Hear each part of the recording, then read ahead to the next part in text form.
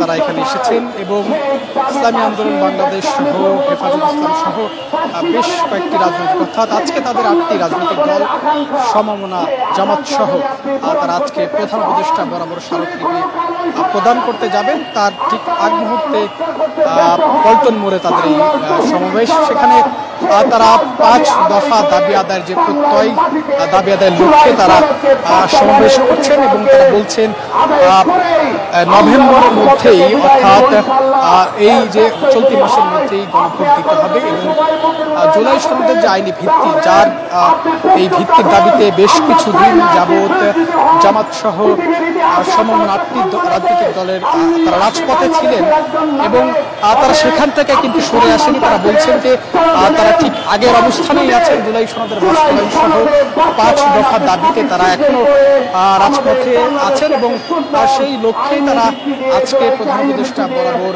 স্মারকলিপি প্রদান করতে যাবেন। আমরা তার ঠিক আগ মুহূর্তে দেখতে পাচ্ছি পল্টন মোড়ে তাদের এই বিক্ষোভ সমাবেশ হচ্ছে এবং তাদের এই সমাবেশের মাধ্যমে তারা বলছেন যে পিআরের দাবি সহ যে 5 দফা ছিল আগে, বিশেষ করে জুলাই সনদ আইনি ভিত্তি, নভেম্বরের মধ্যে গণভোট, পিআর পদ্ধতিতে নির্বাচনের দাবি সহ যে 5টি দফা ছিল, সেই 5 দফা দাবিতেই মূলত তাদের এই আন্দোলন। সেই আন্দোলন চলমান রাখবেন যতক্ষণ পর্যন্ত না তাদের এই দাবি বাস্তবায়ন হচ্ছে, সেই দাবিতে তাদের আন্দোলন চলমান রাখবেন। আমরা তাদের মুখ থেকে সেটি শুনেছি এবং তারা এই মুহূর্তে সমাবেশ করছেন। সমাবেশ শেষে আসলে 8টি রাজনৈতিক দল, জামাত, ইসলামী আন্দোলন সহ 8টি সমমনা রাজনৈতিক দল তারা প্রধান উপদেষ্টার কাছে যাবেন, স্মারকলিপি প্রদান করবেন এবং সেখানে তারা কথা বলবেন। তারা বলছেন যে তাদের এই যে দাবি, সেই দাবি বাস্তবায়ন না হওয়া পর্যন্ত তাদের আন্দোলন চলমান থাকবে, চলমান রাখবেন তারা।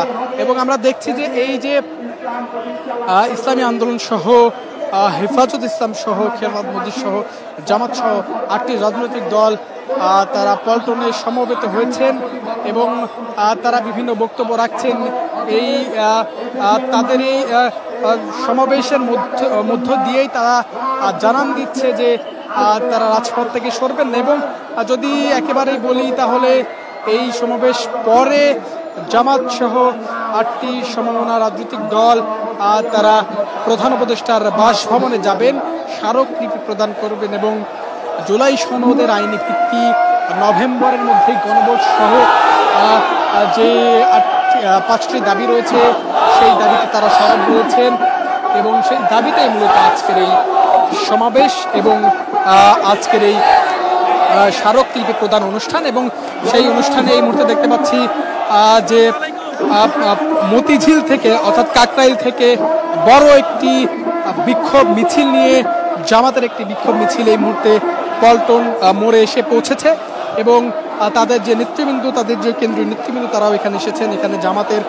প্রতিনিধি দল আমরা দেখতে পাচ্ছি, সহকারী সেক্রেটারি জেনারেল হামিদুর রহমান আজাদ তিনি এসেছেন।